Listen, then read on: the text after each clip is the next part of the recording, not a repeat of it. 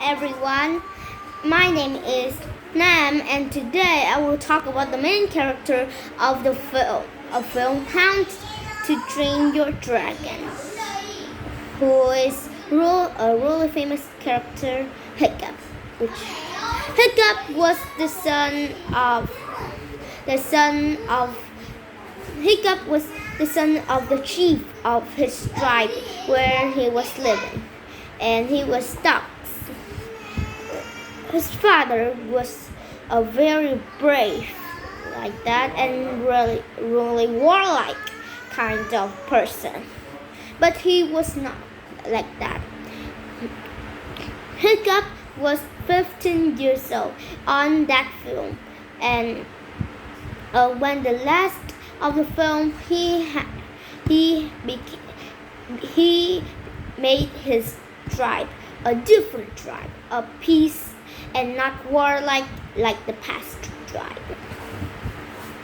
And Hiccup was a very brave, courageous, and he was like from the bottom of the social world to the chief of his own tribe.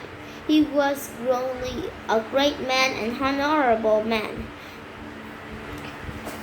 Hiccup started his adventure with his discovery on a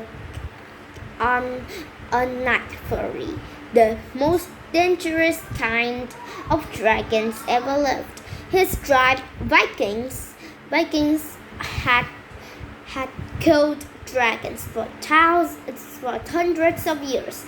They see their dragons as their most fierce enemies. But he changed that. He changed his community, his tribe, into a peace tribe. And at the end of that film, dragons were filling that village.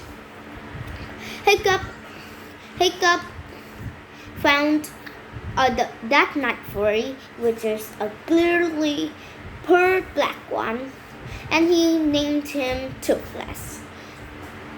Then he started his adventures with his friends, beginning with Astrid, later becoming his girlfriend and wife. Then Hiccup then showed his tribe that he loved dragons, and dragons were not that first kind of creatures they had considered all their life. Then another great discovery that he discovered, it was a volcano, and in that volcano was the queen or king, I don't know, the queen of dragons. She was an enormous dragon. She was an enormous dragon, so big that she filled the skies.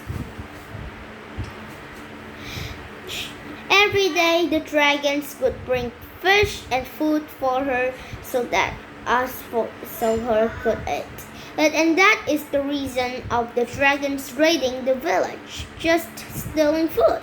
And he explained that. But they don't believe. When his fathers heard about that dragon nest, he sent all his troops to that volcano and then fight.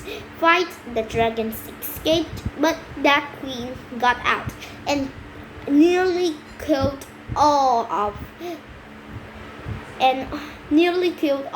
their tribe. But thanks to